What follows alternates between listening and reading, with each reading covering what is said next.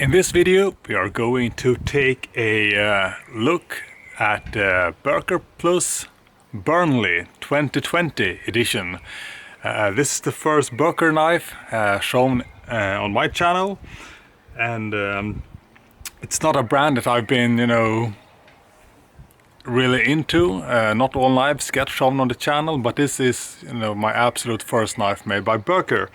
That being said, the brand may be Böker.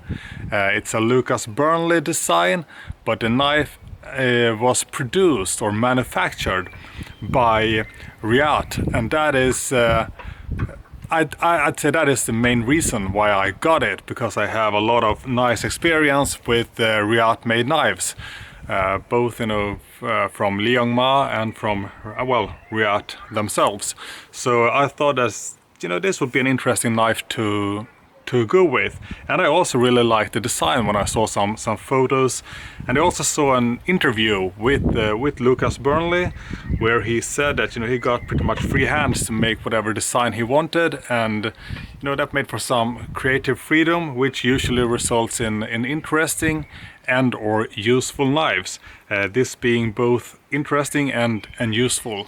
So let's do a small unboxing here to begin with. So this is the box, which the knife is. What does this text say here? It's just some random info, but Böker Plus serial number 205. I'm not sure how many were made, but yeah, it was a limited run nonetheless. So opening the box, yeah, quite a sturdy box. Always nice. Here we have that's the box. So let's put the box aside here, and here we see the pouch. Actually feels kind of high quality. Feels to be of better quality than many other brands that I do have experience with. So let's go ahead and open it up. What do we have here? We have some certificate of authenticity. Serial number 205 out of 500. So now we know how many were actually made. Is it possible to flip this open in some sense, or? Yeah, so we have a lot of the specs here, but we're gonna go over that anyways. But quick show here, but we will walk through the specs regardless. But here are some of the specs. I don't see any numbers as of blade thickness, length, weight, etc. So and then we had some small I guess, is it like warranty or information folders, or care instructions for knives and a limited lifetime warranty, etc. I'm not going to go into detail with that because, well, it doesn't really interest me that much. So let's put that back here. This is actually surprisingly nice pouch.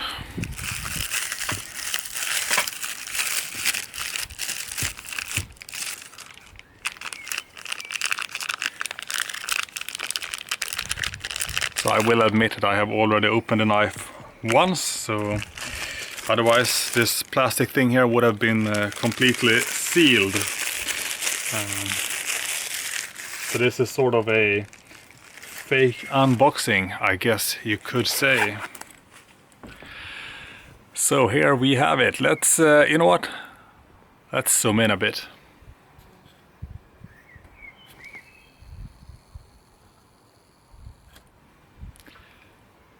This is a bit nicer.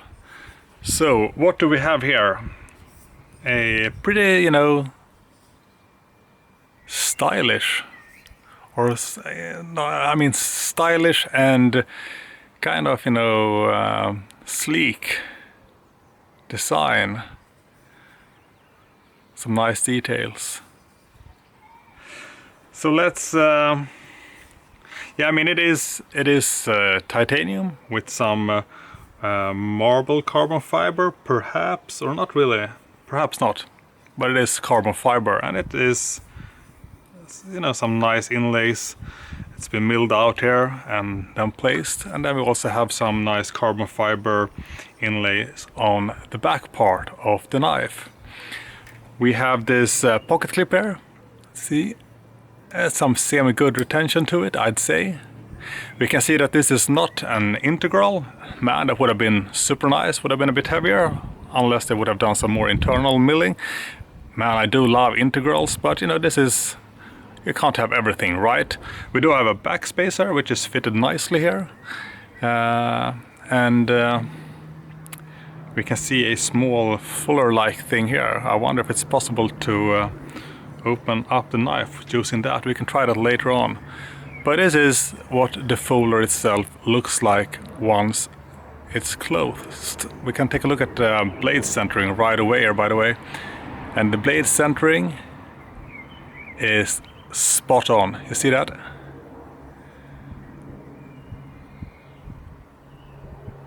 "100% centered." So let's flip this one open, shall we? See if we can get it in the camera. I might have to perhaps zoom out a little bit. You know what, I'm gonna do just that. I'm gonna zoom out a bit because we're gonna have the knife up in the camera a bit more. This should be better for taking a look at certain details of sorts. So, first things first, the blade steel. The blade steel here is M390. That is one of my absolute favorite steels.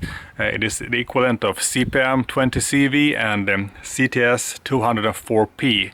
Super good edge retention, really good corrosion resistance, but you do, you know, lose perhaps a bit in toughness, and it will take you quite some time to resharpen the edge should you manage to completely dull it, which I recommend you do not. Just, you know, put it on the strop every once in a while, but I mean, like I said, the edge retention is crazy, so it's not gonna be necessary to do that very often.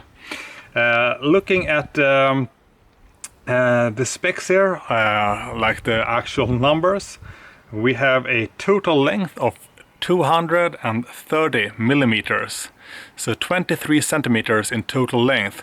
And what does that, you know, say? Well, it says that this is not a small knife. It's actually, you know, quite a fairly, yeah, medium to large, more to large, I would say, given my, you know, reference folders of sorts. We have a blade length of 100 millimeters, so 10 centimeter blade length. So that is, I mean, that is definitely in the, you know, longer end. We have a, let's see, maybe we should actually close it now and take a look at the closed length here. So we had 230 millimeters in total length, blade length of 100 millimeters, and the closed length is 130 millimeters. And now we can take a look at the blade thickness. Let's see, should be semi-visible here. So the blade thickness is 3.9, or maybe you could just say 4 millimeters. So it's a fairly thick blade. But you can also see that, you know, the full thickness is only, you know, the jimping part and this part here. Then it goes into quite a, you know, semi-fine swedge grind. Let's see, we have some pretty nice grind, we have some really nice grind lines going on here, I'd say, definitely. The weight of this knife is, I believe, 175 grams. So it's definitely not, you know, one of my heaviest folders, but it's most definitely not one of my lightest.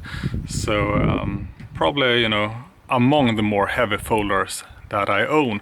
And had it been an integral, it would of course have been even heavier, unless, you know, they would have done some more internal milling, which I doubt there is much going on right now. There is absolutely There is, let's see, there is 0 internal milling. It's going to be quite hard to get it here in the camera, but there is no internal milling whatsoever. Looking more at the design, we can see that we have a lanyard hole back here. Quite a large lanyard hole, a bit differently shaped than what I'm used to. I never use lanyards, but for those who do use lanyards, I bet this will be highly appreciated. We did take a look at the swedge grind and the grind lines in general. There's also this fuller here, which I kind of believe is purely aesthetic, to be honest. But it's a nice touch. There is a lot going on here, but not too much going on. But it's on the very edge on nice and too much, I'd say personally. And then we had the jimping here. Let's take a look at the balance point here of this knife. So you can see that the knife is indeed back heavy. Would have been nice with a balance point right about here, but as you can see, it is a bit back heavy. So this is where we get the balance point right now. I wear size 10 in gloves. I have fairly large hands, and this knife fits me quite nicely.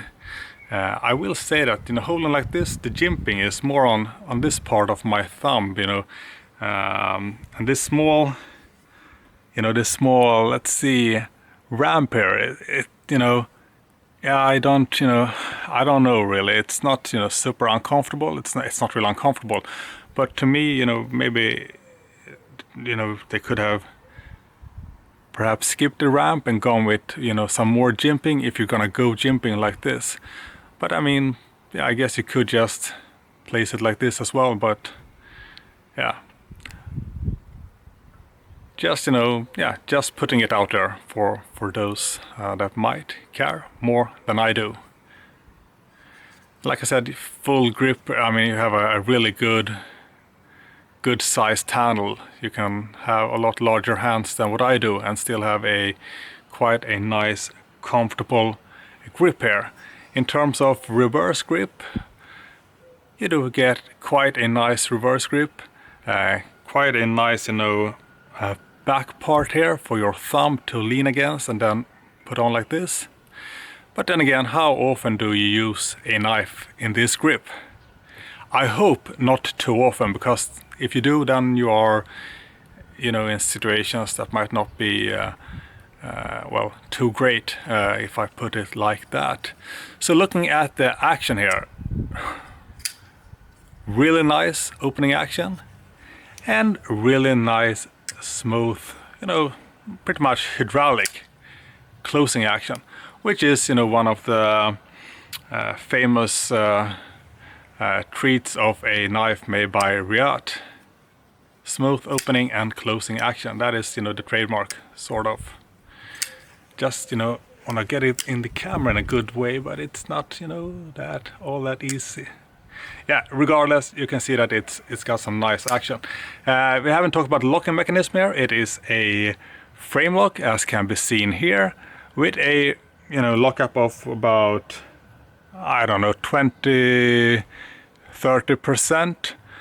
Definitely a safe lockup, and there's absolutely no lock stick whatsoever. It is a super smooth knife, and I knew it was going to be like that when I ordered it. That is the main reason.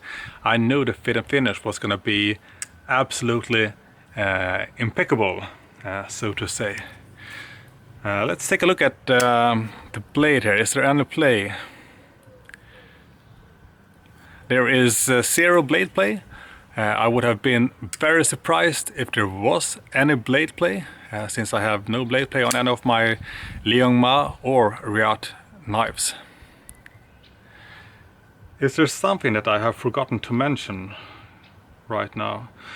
Yeah, flat grind, satin finish, spear point, or yeah, one could say deep drop point, but I'm gonna say spear point. With swedge grind, of course, like that. So this knife is pretty much everything I expected it to be. My only concern, if any, is perhaps the jimping being, they could have done some, a bit more of a jimping, and perhaps, that small ramp is not, something I am super, excited about. But like I said, you cannot have everything. Other than that, it is a comfortable, ergonomical knife. Well, yeah, still ergonomical, with a useful blade design, blade shape. So I mean, it's just one of those knives that looks great and that will work very well. And the price, this was a lot cheaper than any knife I bought from Liang Ma or from Riyadh. So I mean, that is a big plus as well. I mean, really, really price-worthy in my opinion. Should we do some slicing of sorts? I don't have a lot of stuff here, but I could easily bring some different kinds of paper, and we can do some paper slicing to also test the sharpness, which could be interesting, right? Let's do that.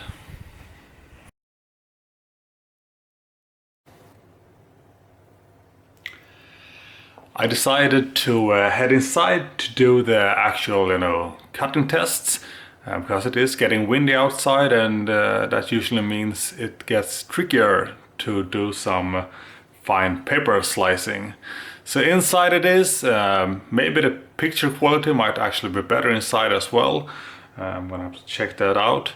If that is the case, then I think I should do most of my videos indoor instead of outdoors, especially in terms of unboxing and detailed shots, etc. Other than that, it is pretty nice to be outside in a semi-nice setting. But if the only thing you see is this backdrop and the knife, then I mean, then it might be better to actually be indoors. So checking the sharpness out here. Like I said, this is a Riyadh manufactured knife, and they are kind of known to have semi-sharp knives.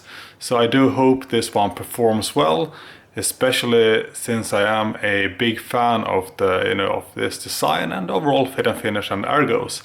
So let's put it to use. We're gonna go with 3 different kinds of paper. We're gonna start with what is regular printing paper. Then we're gonna try some magazine paper, and then we're gonna end the sharpness test with some newspaper paper, or perhaps some leg shaving now that I have some leg hair, since I haven't done any sharpness tests in a few days, or maybe even a week or 2. But let's start with the printing paper.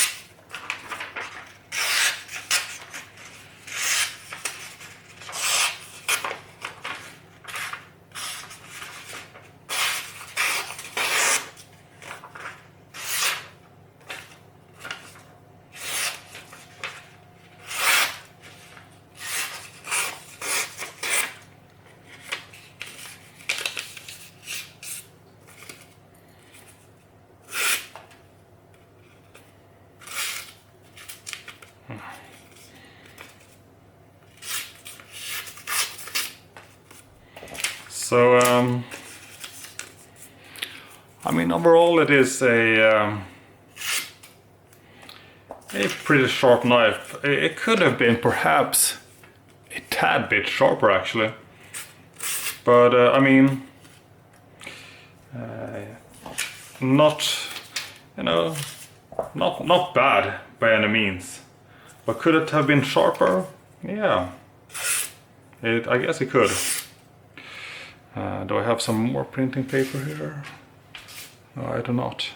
Oh well, I mean, we did slice the printing paper up, so that is, you know, it passed. It did pass the test. Absolutely, it did. Let's remove all these pieces of paper. I hope it was visible in the camera. Was I out here or here? Slicing the paper? I don't know. It doesn't really matter. So, well, of course it matters, but at least you can see, you know, the leftover of the paper here. So it's getting stuck to the desk cover here of sorts. Come on.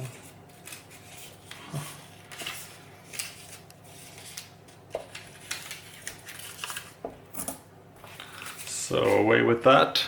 So that was the printing paper. Yeah, I mean, it did a, you know, fairly good job, in my opinion. Could have been slightly sharper, but yeah, that was a printing paper. And the printing paper is sometimes a bit, you know, tricky for whatever reason. Let's go with magazine paper now. Try to get it in the camera. So yeah, this is just, you know, fairly thin magazine paper, semi-glossy, or, you know, not really laminated, but, you know, another type of paper. I guess that is what I'm trying to say. So let's cut this one up a bit.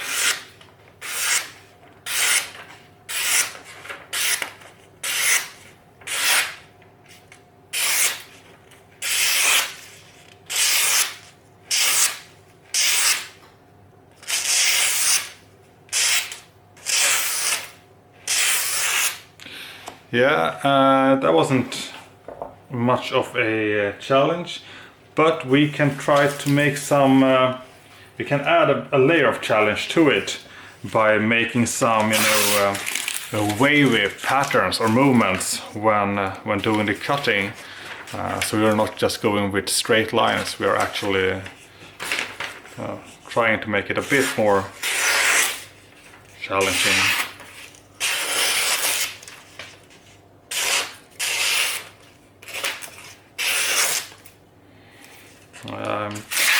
I think I'm not doing the best job here now, but I can take another page and try it out again. Let's see.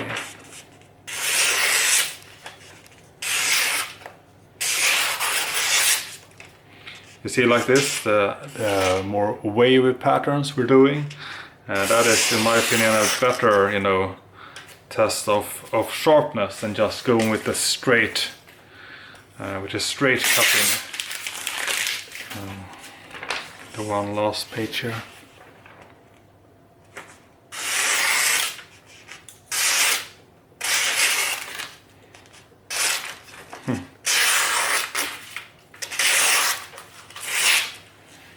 Yeah. So I mean, it is. I'm not gonna spend my days cutting magazine paper, but I think it's doing a, you know, semi-decent job at cutting magazine paper. Now we can go into the more interesting stuff here, which is newspaper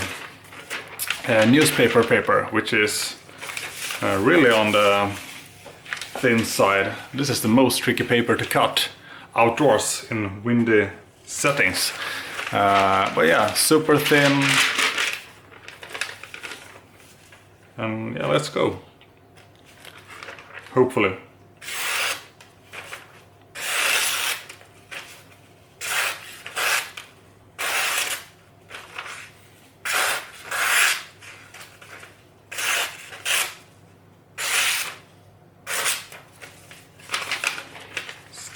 Another piece.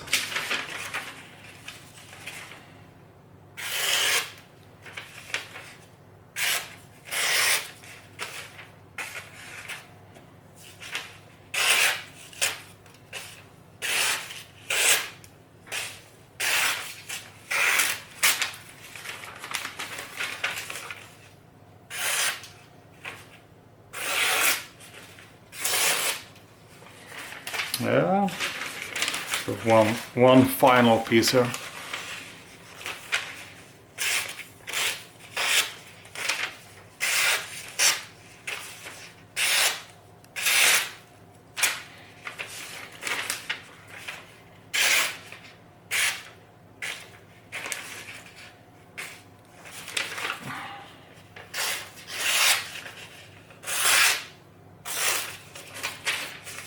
I mean, you get kind of the general idea here that it is capable of slicing newspaper, magazine paper.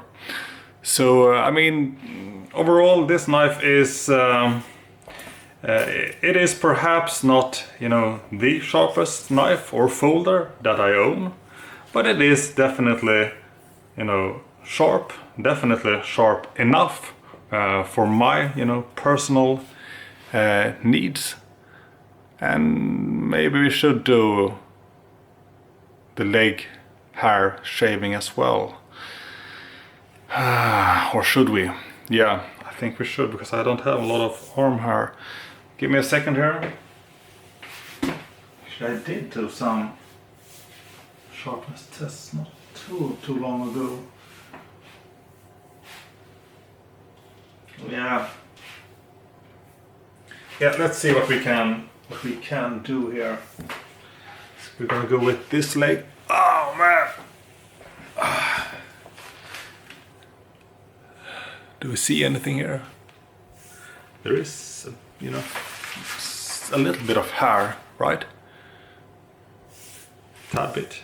Yeah, let's go with this. I'm not sure how visible it really is, but well, let's go.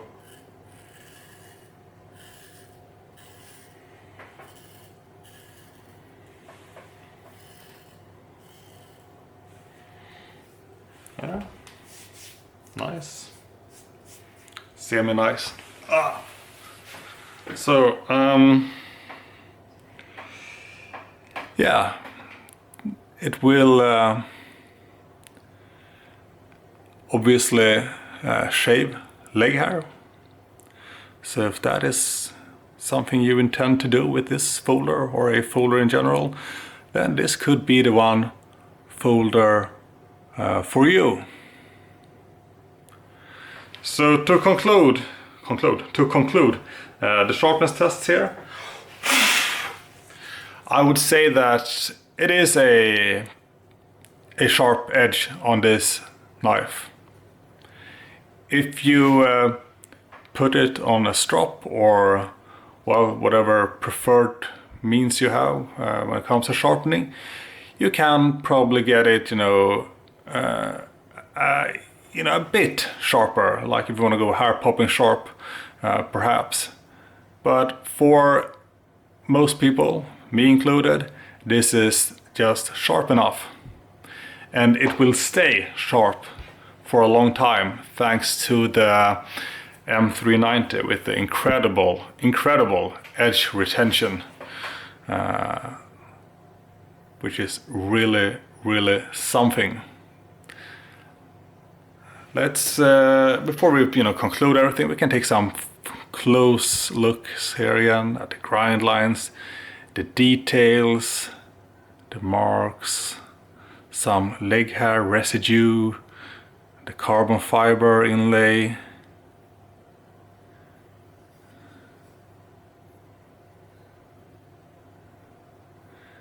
Yeah, I would definitely call this a spear point.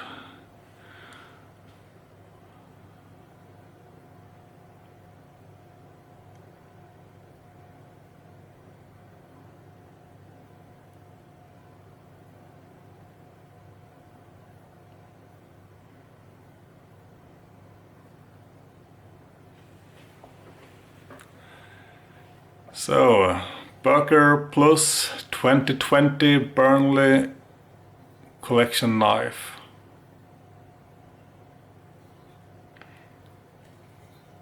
Designed by Lucas Burnley, manufactured by Riat, sold under Böker Plus.